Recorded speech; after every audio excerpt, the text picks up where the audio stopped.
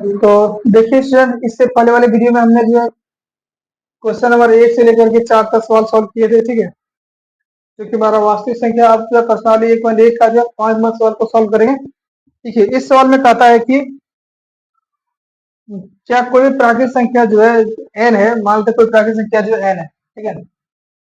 कोई मानते प्राकृतिक संख्या जो है, कोई प्राकृतिक संख्या n है, तो इसमें बोला है कि क्या जो है 6 पर पावर n जो है कोई प्राकृतिक संख्या n के लिए 6 पर पावर n, क्या ये कभी जीरो हो सकता है? क्या ये कभी जीरो हो सकता है? सवाल में ये पूछा। अब रख के देखो, प्राकृतिक संख्या पर क्या होता है? प्राकृतिक संख्या किसको कहते हैं? 1 से शुरू होता है, 1 2 3 4 5 6 7 चलते चलेगा, 1 से शुरू होता है। अब जो है ये बोला कि 6 पर पावर n क्या कभी जीरो हो सकता है? ये इसमें सवाल किया गया, ठीक है, प्राकृतिक संख्या n के लिए। देखते हैं हमारा आता ही नहीं आता। 6 पर पावर n की जगह पर 1 रखो, 6 पर पावर 1 कितना आया? 6 आया, यानी कि जीरो के बराबर ये नहीं है। 6 पर पावर 2 रखो, प्राकृतिक संख्या दूसरा प्राकृतिक संख्या 2 है, 6 पर पावर 6 2 रखो, 6 गुना 6 कितना आया? 12 है, क्या जीरो के बराबर हुआ? नहीं हुआ।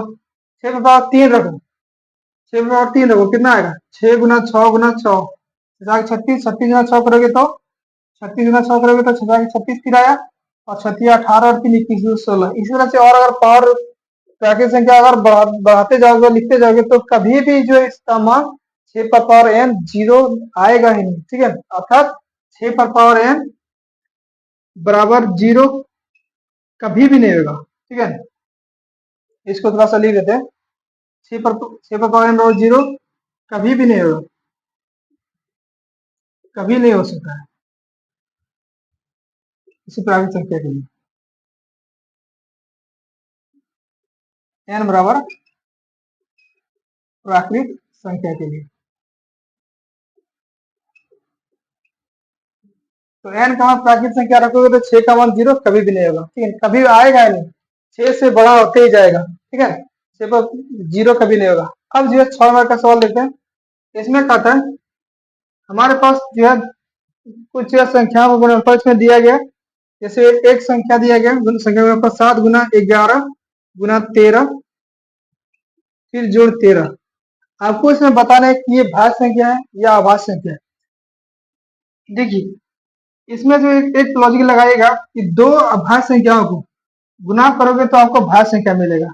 दो अभाज्य है, ये भी अभाज्य है, लेकिन ये भाज्य संख्या है ना। फिर देखो ये इन दो अभाज्य संख्या गुना करो, इन दोनों अभाज्य गुना करो तो ये भी अभाज्य ये भी अभाज्य, परिणाम क्या रहा? भाज्य संख्या। 4 और 6 भाज्य संख्या। अब इसमें देखो मानते हैं 6 बनाम 5 कर रहे हैं, कितना आया? 30। ये भाज्य संख्या और ये अभाज्य संख्या, भाज्य संख्या और अभाज्य संख्या गुना करोगे तब पर भी परिणाम क्या आएगा? भाज्य संख्या। मतलब किसी भी भाज्य या अभाज्य संख्या को आप गुना करो तो परिणाम क्या आना है? भाज्य संख्या ही आना है। तो इस तरह से अगर इसको दो संख्याओं के गुणनफल के रूप में लिख देंगे तो भाज्य संख्या अभाज्य संख्या गुणनफल में तो साबित हो जाएगा कि ये भाज्य संख्या। और सवाल में यही पूछा कि साबित करना कि ये भाज्य संख्या है या नहीं है। तो देखिए इसमें करना क्या, इसमें 13 यहाँ भी 13, 13 को आप कॉमन कर लो, और ये फिर यहाँ पर कितना बचा?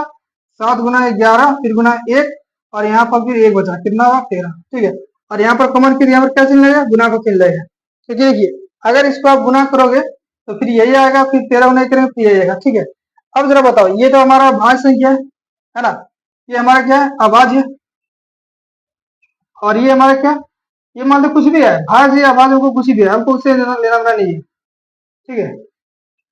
लेकिन अभी हम क्या जिक्र किए कि भाज्य और अभाज्य को गुना करोगे तो भाज्य संख्या मिलेगा, ठीक है।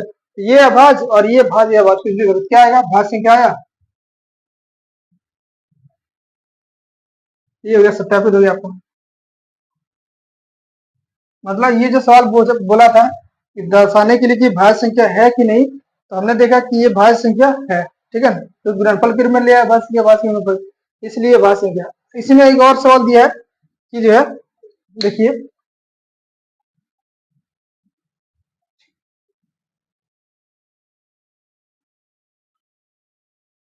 इसमें एक और सवाल दिया है कि 7 से लेकर के गुणनफल दिया, एक था फिर जोड़ 5 दिया है।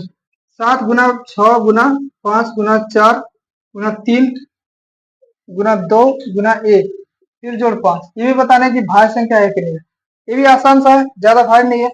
देखिए कठिन नहीं, ये 5 यहाँ भी 5 है, यहाँ भी 5, आप 5 को कॉमन कर लो और फिर यहाँ पर ब्रैकेट लियो, कितना बचा 7 गुना 6, 5 निकाल ली, कितना बचा 1, फिर गुना 4 गुना 3 गुना 2 गुना 1 और फिर जोड़, यहाँ पर 5 तो निकालिए कॉमन ले, कितना बचा 1।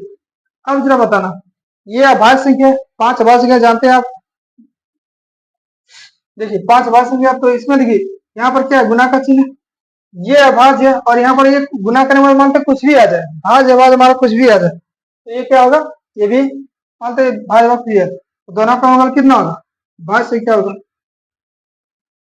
ठीक है, आसान सा था, इसमें एक सवाल पूछा है कि भाज्य संख्या कि नहीं, ये मानते अभाज्य है, ये अभाज्य है और ये मानते भाज्य है या फिर अभाज्य है, कुछ भी रहे, लेकिन हमारा रिजल्ट तो यहाँ पर भाज्य संख्या आ रहा है, क्योंकि यहाँ पर हमने देख लिया अब दो अभाज्य संख्या गुणनफल भाज्य संख्या और अभाज्य संख्या और अभाज्य संख्या गुणनफल भाज्य संख्या। ठीक है, अब देखिए इसमें अगला सवाल देखते हैं, 6 नंबर का सवाल हो गया। अब 7 में देखिए ऐसा सवाल है, इसमें बोला गया कि जो है दो व्यक्ति है, एक है रवि और एक है सोनिया, ये जो एक वृत्ताकार पथ में चक्कर लगाना है। ठीक है, रवि को लग रहा है 12 मिनट पूरा चक्कर लगाने में, मानते पी से शुरू किया फिर वापस पी तक आने में 12 मिनट लग रहा है रवि को, और सोनिया अगर इसी पॉइंट से इसी टाइम से अगर चक्कर लगा रही है तो इसको 18 मिनट लग रहा होता है। ठीक है, सवाल पूछा है कि अगर ये दोनों उसी एक ही समय से अगर चलना शुरू करता है तो दोबारा वो इस पॉइंट पर कब मिलेगा, है ना, ये सवाल पूछा गया। अब जरा बताइए कि रवि चलना शुरू किया तो इस पी पॉइंट से चलना शुरू किया तो वापस पी पॉइंट पर कब आएगा, 12 मिनट के बाद। चलिए यहाँ पर पी लिख दिए, तो वापस जो है पी पॉइंट पर कब आएगा, 12 मिनट के बाद। उसके बाद फिर अगर मानते वो चक्कर लगा रहे हैं तो उसके बाद फिर कब वापस आएगा, तो फिर 12 मिनट होगा, यानी कि 24 मिनट बाद, यानी 12 24, फिर जब 24 मिनट होगा तो फिर ये वापस इसी पॉइंट पर आ जाएगा, है ना। उसके बाद मानते ये फिर चक्कर लगा रहे हैं तो फिर चक्कर लगाया तो वापस कब आएगा पी पॉइंट पर, 36 मिनट बाद, 24 और 12 36 मिनट के बाद आएगा। मतलब देखिए एक चक्कर में पी पॉइंट पर पहुंच गया, फिर दो चक्कर लगाया तो यानी कि उसमें 24 मिनट लगा, पी पॉइंट पर पहुंच गया, 3 चक्कर लगाए तो फिर पी पॉइंट पर पहुंच गया, लेकिन इसमें 36 मिनट लगा। एक और चक्कर मानते हैं इसको लगवा लो, एक और चक्कर लगवा देते हैं रवि को, 48 मिनट लगेगा, है ना, 36 और 12। अब सोनिया को चक्कर लगाओ, ये जो है इसको ये कितना टाइम लेगी, देखो सोनिया जो है यहाँ से आता है, इसको जब चक्कर लगाएगी तो इसको 18 मिनट लगेगा। मतलब देखिए 12 मिनट रवि जो है यहाँ पर पहुंच चुका होगा, 12 मिनट मानते रवि अगर यहाँ तक पहुंच जाएगा तो सोनिया इधर कहीं पर जो है, सोनिया इधर कहीं रहेगी, क्योंकि इसको यहाँ 18 मिनट होगा तब पहुंचेगा, तब 12 मिनट यहाँ पहुंच गया, 12 मिनट यहीं पर रहेगी, और उसके बाद जब 18 मिनट, और उसके बाद जब 18 मिनट होगा तो यहाँ सोनिया आएगी, रवि आगे निकल चुका होगा। तो इस तरह से देखिए सोनिया को पी पर पहुंचेगी कब, चलने के बाद फिर 18 मिनट होगा, उसके बाद फिर वो पी पॉइंट पर आ जाएगी, एक चक्कर उसका हो जाएगा। फिर वो अगर यहाँ से चक्कर लगाना शुरू करें तो उसके बाद अगली बार वो कब आएगी, अगली बार फिर 18 मिनट लगेगा, यानी कि 18 मिनट पहले का अभी जो फिर 18 मिनट लगेगा, यानी कि 36 मिनट बाद वो फिर जो है वो इस पॉइंट पर आएगी, है ना, मतलब फिर वो प्रारंभिक बिंदु पर अपना आ जाएगी। तो सवाल में पूछा कि दोबारा वे दोनों किस इस बिंदु पर कब मिलेगा, तो देखो ये जो 36 मिनट पर जो है रवि जो पॉइंट पी पर पहुंच रहा है और सोनिया जो है 36 मिनट पर भी जो है पॉइंट पर पहुंच रही है, तो दोनों का मिलने का समय कितना लगेगा, 36 मिनट बाद, है ना। दोनों जो है 36 मिनट बाद जो है अपने प्रारंभिक बिंदु पी पर पहुंच रहे हैं। देखिए यहाँ पर देखिए, लेकिन जो है चक्कर वाला लगा है, 36 मिनट तक जो है रवि 3 चक्कर लगा चुका होता है और 36 मिनट में सोनिया जो है मात्र 2 ही चक्कर लगाई होती है, तो फर्क यही है, लेकिन दोनों बीच जवाब मिल रहा होता है, देख सकते हैं यहाँ पर अनुमान लगा सकते हो। ठीक है, लेकिन अगर मानते इसको गणितीय तरीके से अगर हल करेंगे तो कैसे करना है, देखिए अगर मानते हैं अगर इसको चक्कर लगवाते रहना, सोनिया रवि को चक्कर लगवाते रहना, तो देखिए तो ये बार बार मिलेगा, लेकिन एक निश्चित समय पर मिलेगा। जैसे मानते हैं पहली बार 36 मिनट पर मिला, उसके बाद फिर तो वो मिलेगा ना कभी न कभी, तो इस तरह से जो है अलग अलग चक्कर में मिलेगा। तो इस तरह पूछा है सवाल कि पहली बार जो कब मिलेगा, कम से कम समय में जो कब मिलेगा, तो इस ऐसा सवाल को हल करेंगे उसका हम एलसीएम निकालते हैं, लोएस्ट कॉमन मल्टीपल, अर्थात लघुत्तम समापवर्त निकालते हैं। इसमें क्या हमारा जो पहला उसका जो मिलने का समय है वो बताता है, यानी कि दोनों का पहला गुणज बताता है, कॉमन गुणज, लघुत्तम समापवर्त वही चीज करता है। तो इसका लॉस निकलेगा कितना होगा, देखिए 12 और 18 का लॉस निकालो,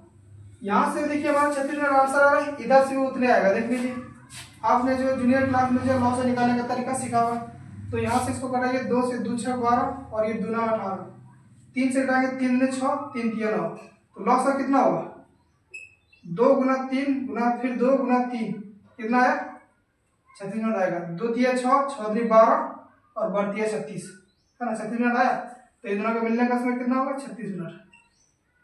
तो यहाँ पर देखिए इस सवाल को हमने कॉन्सेप्ट के आधार पर भी ऐसे सवाल बता दी और एलसीएम के तौर पर भी जो ऐसे सवाल बना सकते हो, ठीक है। अब देखिए इसमें जो इतना ही सवाल था, इसके लिए आप इतना ही रहते हैं। उसके बाद आपको जो है वीडियो को लाइक करना है, शेयर करना है और सब्सक्राइब करना नहीं भूलना है, ताकि जो है आने वाले वीडियो का नोटिफिकेशन आपको मिलते रहे और हम अलग अलग एक्सरसाइज का सभी सवाल जो इस तरह से आप लोग की बनाते रहेंगे, ठीक है।